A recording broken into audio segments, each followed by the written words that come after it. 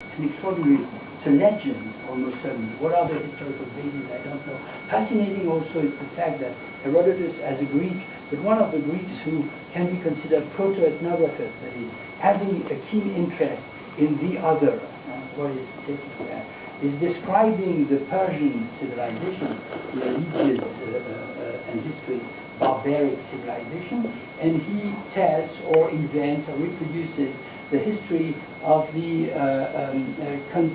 contest, the conflict that took place at the death of the great founder of the Persian Empire, monarchy, or his son, that's Cambyses. Yes, after Cambyses had been assassinated, between the three brothers who pretended to succeed their fathers. And so that's mythical, clearly. There are three brothers, and each of them defends one conception of the political. And this is very strange because it's supposed to take place in Persia, but these conceptions are the Greek conceptions of the political. So there are isonomia, which means democracy itself, aristocratia, and monarchia. And so they come before the assembly of the nobles, and each of them gives a discourse, a plea for one form. The one who is interesting for us here, and you see his name, it's allegoric, repeated several times. Rousseau, of course, refers to that. Called Otanes, explains that he is for, in fact, the suppression of every authority. Every authority, meaning nobody would have authority above anybody else. Probably men, it's not. And so of course, his solution is rejected. And the second is rejected as well, and the Persians, as you could anticipate, adopt the monarchic regime.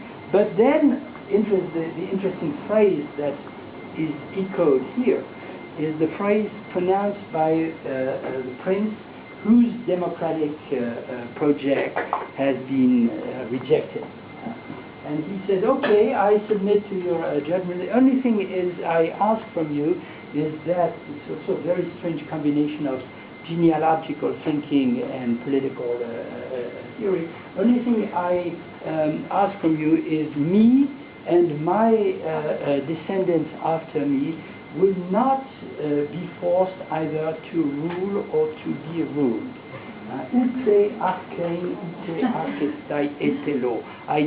My desire is neither rule nor be ruled. So this is clearly something that will return several times. It's the anarchist position that Aristotle is not following. So citizenship cannot be anarchist. Citizenship cannot be anarchist in that sense. The other interesting, of course, comparison would be with later formulas, to which I return, not today, but tomorrow probably, that you find in Rousseau, that they require, who is completely aware of that, but which require a wealth of intermediary political theology, I would say, around the notion of the law, based on the idea that somehow what characterizes citizenship is the fact that the same individuals are in one sense rulers and in another sense ruled.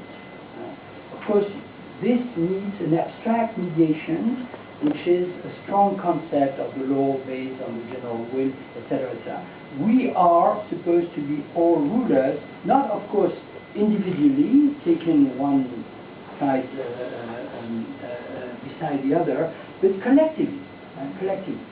Of course, for that to be meaningful, you need the collective, call it the people if you like, to be endowed with an extraordinary capacity called the general will, if you like, which is also a way of understanding the people's sovereignty, the sovereign power of the people to make the law, which is a power we are all supposed to be endowed with, except that this is provided we're taken together, and even we form an indivisible whole. These are Rousseau's phrases.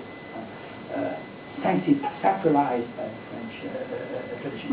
Whereas we obey as individuals. Interesting. Do not obey collectively.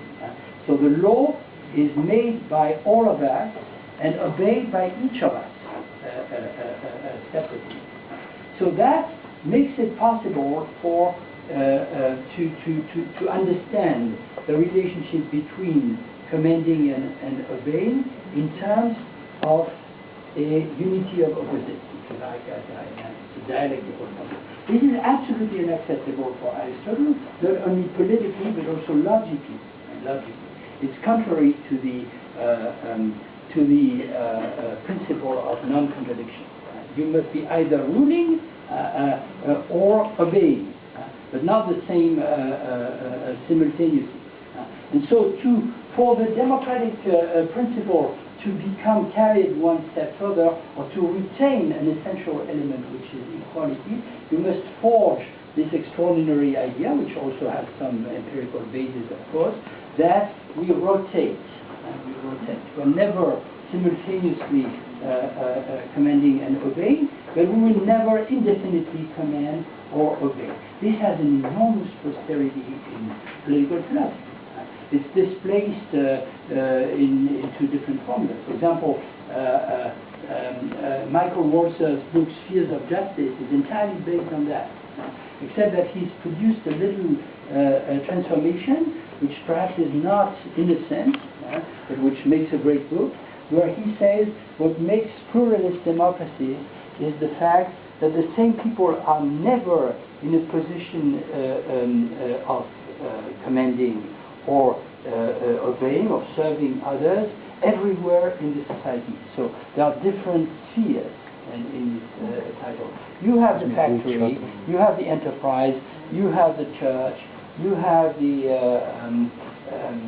local council, and each time it rotates. If the same people, that has a certain, well, there are societies, perhaps our society, in which the same people very much live everywhere and obey everywhere. But this idea of a pluralist society is that some people rule locally or in the field of education, others are the great religious preachers, others are the wealthy property owners, but never the same. So this is Aristotle's idea of rotation. Now, what makes it fascinating, of course, is the following fact with which I must finish today. Following fact, which is that you should not stay with this Thank you. Remember, it's D2.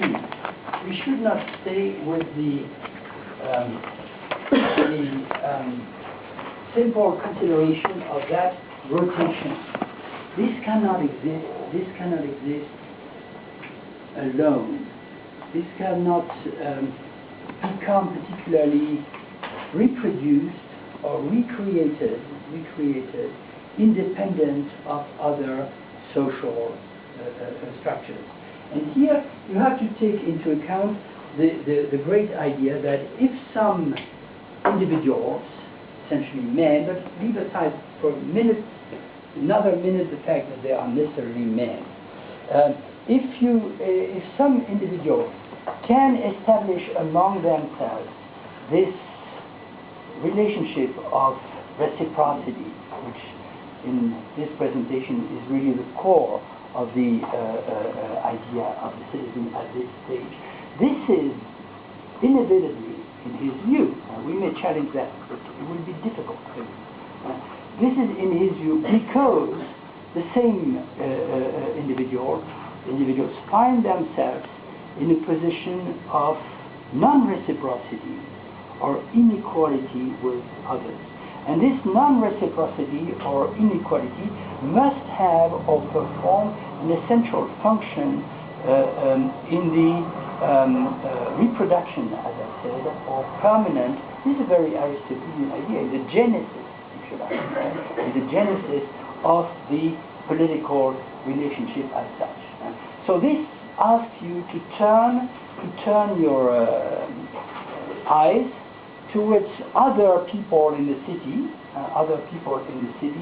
or other types of relations. It's more other archives. The term meaning power also now acquires the meaning of, well, it's a power relation.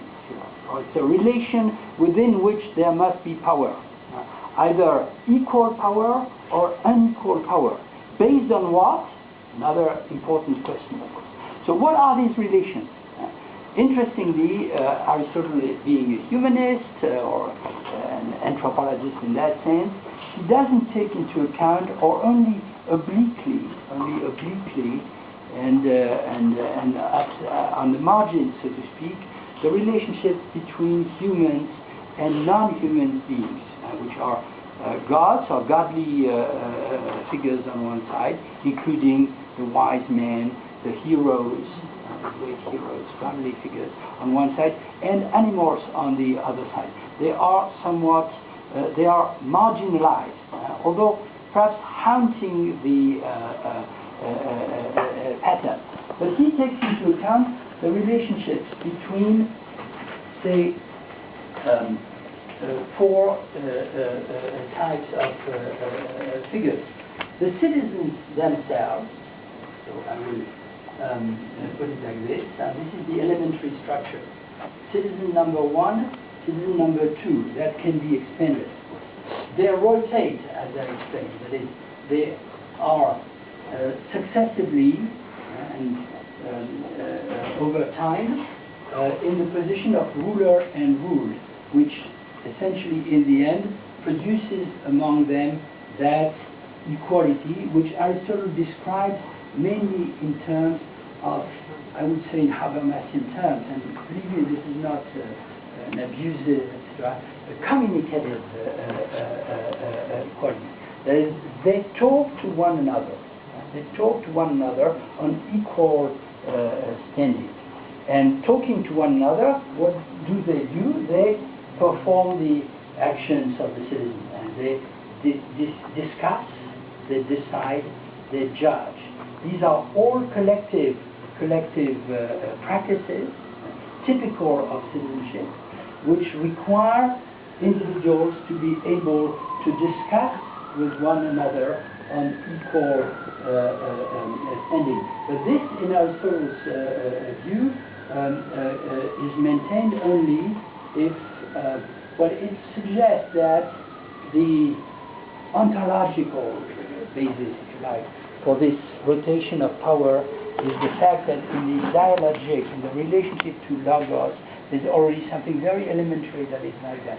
I speak, and then to you, and then you speak to me. You clearly see that the relationship we have here is only very poorly a relationship of equality, because you have a right to interrupt me, and fortunately you do it, and I must answer your question. But basically, most of the time, I'm the one who is lecturing, etc. Clearly showing that the master-student relation is not, it's not a master-slave relation. It's not an equalitarian one. It's not reciprocal. Now, where are the non-reciprocal? So that's the public sphere. That's the polis in terms of the political space. This is where this reciprocity takes place. And then, what you will have to take into account now is the other space inside. Let's not call it, well, it's the space of exclusion from the capacity of citizen. It's the space of inclusion in the sense that it's part of the city and essential for the reproduction of the city. So this is where the same figure, the citizen, now appears as exercising three types of authority. A master commanding servants.